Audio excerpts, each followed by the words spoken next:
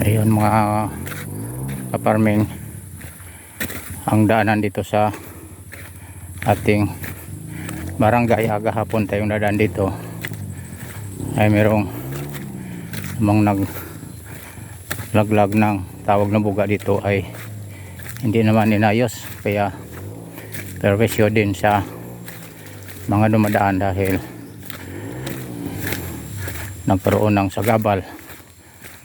Nilaglag lang nila, hindi man lang pinatag.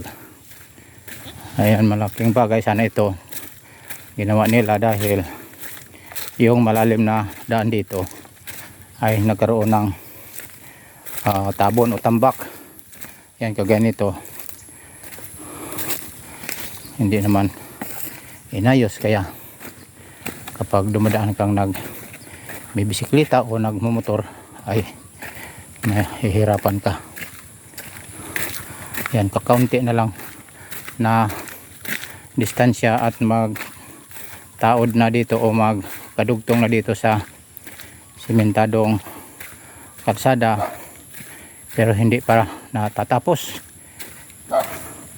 hindi dinerecho para hindi na mahihirapan yung ating mga kababayan kapag magsasaka na dumadaan dito papunta sa pinagsasakahan, o yung mga batang nag-aaral na dumadaan dito na pag itong napakalakas ng ulan ay nagpapaan na lang.